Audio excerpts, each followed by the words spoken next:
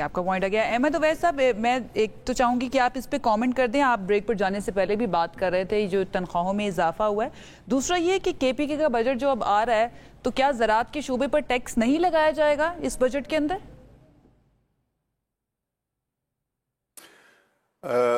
میں پہلے اس کا بات کرتا ہوں. میں اس کا متعلق بھی جو مجھے اطلاع ہے یا انفارمیشن اس کے متعلق بتاتا ہوں.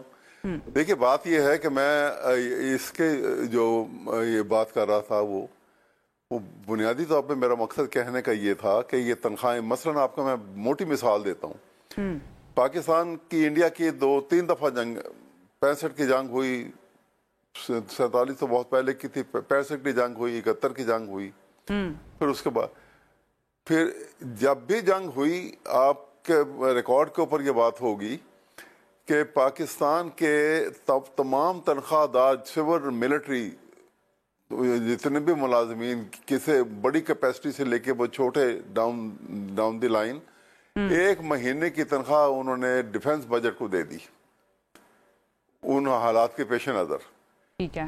اب اس دفعہ جنگ ہوئی تو بجائے اس کے کہ آپ یہ اس دفعہ بھی اس روایت کو قائم رکھتے اور ڈیفنس کا بجٹ آپ کو ظاہر ہے ہمیں اہمیت بھی دینی ہے اور جو ہر چیز میں مہنگائی ہے تو بجٹ کے لیے زیادہ ایلوکیشن ہونی تھی.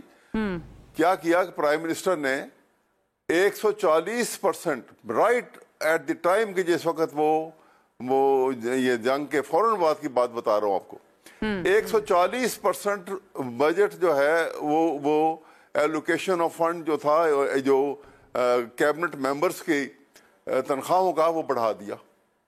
آپ سوچئے تو صحیح کس لیوشلی کس طریقے سے ہم اپنے اس ملک کے اس خزانے کو استعمال کر رہے ہیں کہ جس میں وہ لوگ جو بلو پاورٹی لائن لے رہے ہیں ان کا بھی بجٹ میں یہ حصہ شامل ہے. اگر یہ دیکھا جائے کہ 10 سال سے ان کی بھی تنخواہیں نہیں بڑھی تھیں تو یہ پوائنٹ بھی تو کچھ حد تک ویلڈ ہے. ٹائمنگ غلط ہو سکتی ہے. سوال یہ دیکھیں بات سنیے نا, ان کی تنخواہیں نہیں بڑی تھی تو آپ جو بلو پاورٹی لائن ہے کہ ان کو برابر جب تک ان کا احساس نہیں کریں گے آپ, جب تک اس کا مطلب ہے کہ وہ ویسے ہی زندگی گزارتے رہیں اور ایک طبقہ جو ہے وہ تنخواہ بڑھاتا وہ کہاں سے کہاں پہنچ جائے تو کیا. اور سنیے ذرا وہ طبقہ جو ہے وہ ٹیکس بھی دے رہا ہے. اس حالت میں وہ لوگ جو بلو پاورٹی لائن زندگی گزار رہے ہیں وہ ماچس کی ڈبیاں بھی خریدتے ہیں تو انڈائریکٹ ٹیکسیشن میں ٹیکس دیتے ہیں. تو احمد صاحب پی ٹی آئی کے جتنے بھی پارلیمنٹیرینز ہیں کیا انہوں نے تنخواہوں میں اضافے سے انکار کر دیا یا پھر لینے سے منع کر دیا؟ ان کو بھی تو پھر کچھ نہ کچھ کرنا چاہیے تھا. نہیں وہ عوام کے ساتھ سولیڈیریٹی دکھاتے ہوئے. یہ بات نہیں کر رہا ہوں انکار کیا یا نہیں کیا, یہ میں اصولی پالیسی کی بات کر رہا ہوں. انکار کرنے اور نہ کرنے والی دوسری بات ہے. ابھی دیکھیے یہ بھی ہمارے دوست اختیار ولی خان صاحب جو ہیں ابھی بات کر رہے تھے کہ 2016-17 میں جی وہ خیر بات کہہ دیا. ٹھیک ہے. 2016 میں نواز شریف صاحب گئے تھے یو این او کا سیشن اٹینڈ کرنے کے لیے اور وہ اٹینڈ کرنے کے لیے جب یہ گئے تو بڑا ساری دنیا میں شور مچا تھا کہ نیو یارک میں جتنے دن ٹھہرے یہ انہوں نے $8,500 پر ڈے کے اوپر کمرہ اپنے لیے لیا تھا وہ سویٹ جو تھا. اچھا. اور 100 آدمی ساتھ لے گئے تھے وہ 7 سٹار ہوٹل میں وہ ٹھہرے تھے. یہ آن ریکارڈ ہے.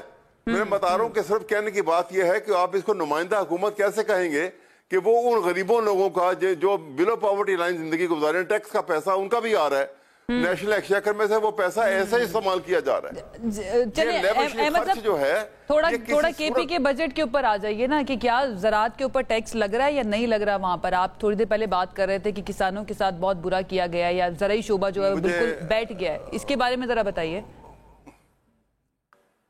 مجھے صحیح طرح معلوم نہیں ہے لیکن کوشچن یہ ہے کہ اگر ان باتوں کا خیال کے پی کی ہو یا پنجاب ہو